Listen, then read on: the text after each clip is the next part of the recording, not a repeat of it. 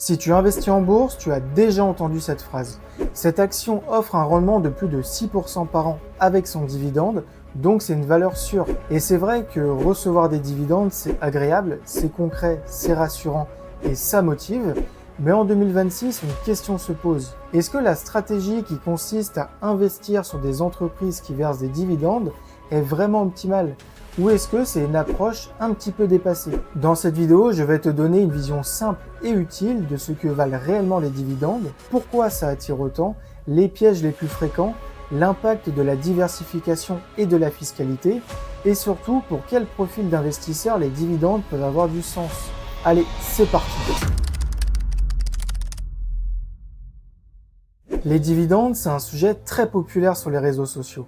Et il y a toujours deux camps. Ceux qui aiment les dividendes et ceux qui les détestent. Les entreprises qui versent des dividendes comme Total Energy, McDo, Coca ou encore AXA ont souvent de vraies qualités. La première est que pour verser un dividende, une entreprise doit générer des bénéfices. Quand on s'intéresse aux dividendes, on se dirige naturellement vers des entreprises qui sont bénéficiaires, matures et souvent moins volatiles. Quand une entreprise réalise des bénéfices, elle choisit quoi faire avec son cash.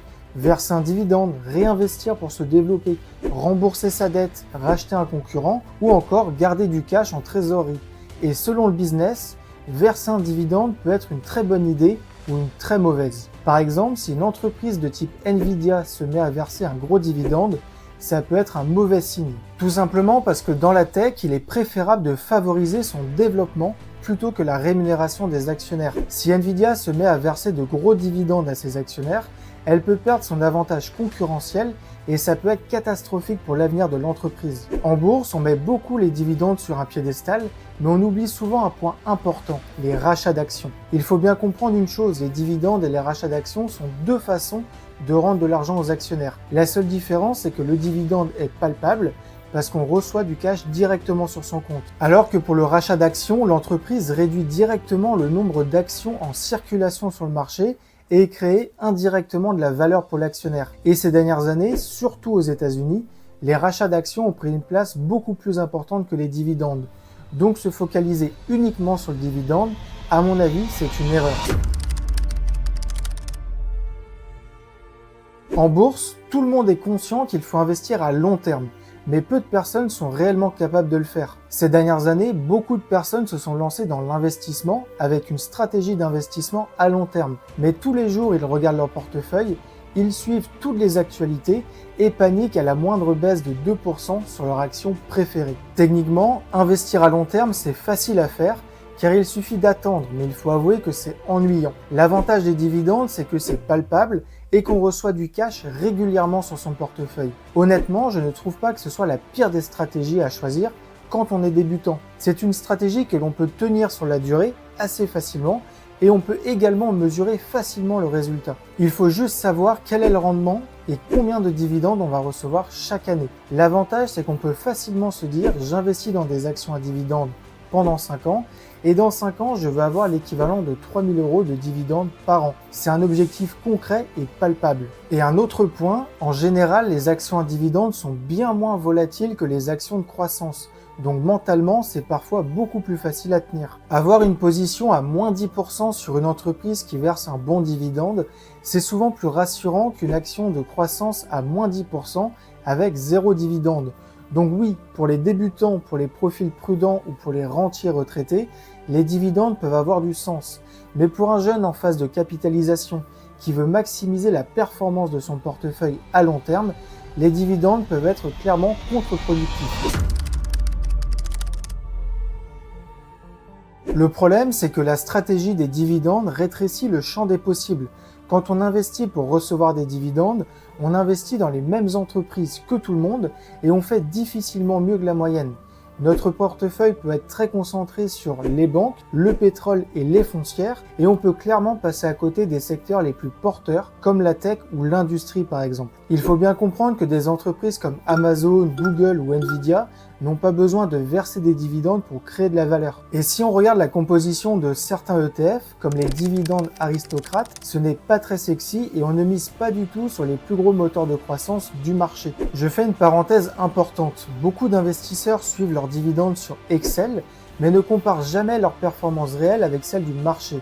Et ça, c'est une erreur. Parce qu'on peut sacrifier énormément de performances juste parce qu'on veut recevoir un maximum de dividendes. Un autre point, les investisseurs qui misent sur les dividendes investissent souvent majoritairement aux États-Unis. Parce que là-bas, les dividendes sont en constante augmentation. Alors c'est très bien d'avoir de l'exposition aux US, mais il faut être conscient que cela peut réduire la diversification globale de notre portefeuille et faire qu'on ne profitera pas de la croissance de d'autres pays émergents, sauf si on investit sur des ETF en parallèle.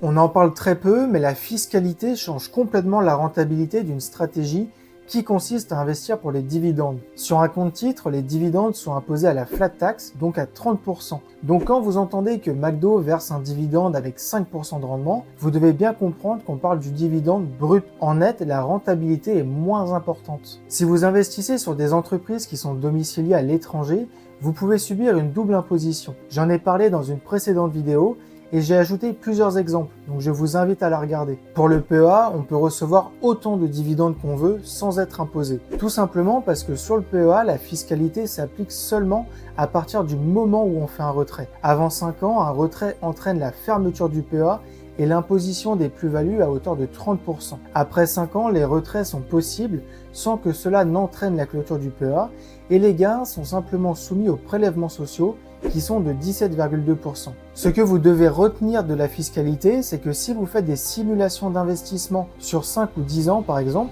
vous devez absolument tenir compte de la fiscalité. Il faut avouer qu'investir sur des actifs de croissance comme Google, Air Liquide ou encore Schneider, c'est un peu ennuyant.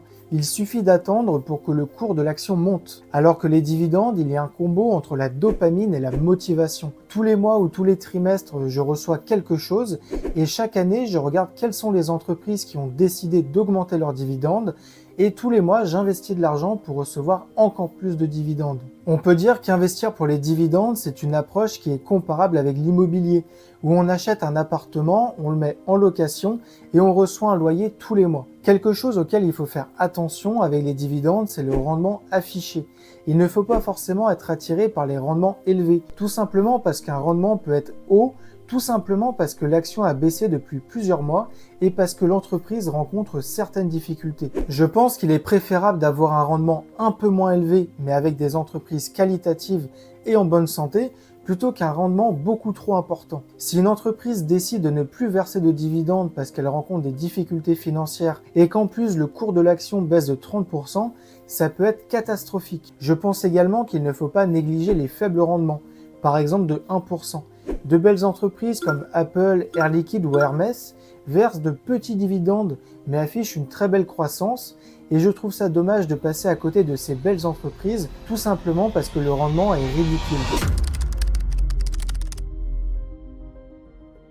Pour conclure cette vidéo, je vais vous donner mon avis sur les dividendes après 6 ans à investir en bourse. Premièrement, je pense sincèrement que les dividendes ne conviennent pas à tous les profils d'investisseurs. Si vous êtes jeune, que vous gagnez correctement votre vie et que vous voulez faire croître votre portefeuille un maximum, je pense sincèrement que les dividendes sont à éviter, car l'objectif est d'aller chercher un maximum de performance. Par contre, si vous avez 55 ans, que vous avez 400 000 € à disposition parce que vous avez vendu 2 appartements et que vous souhaitez avoir un complément de retraite, je trouve que investir sur des entreprises qui versent des dividendes est une bonne idée. Alors bien sûr, cela dépend du profil de chacun et du niveau de risque que l'on souhaite prendre, mais pour moi, quand on est jeune, il vaut mieux capitaliser et ensuite on passe à la distribution avec les dividendes. Quand on est jeune, on peut se permettre de prendre plus de risques pour faire croître notre portefeuille plus rapidement.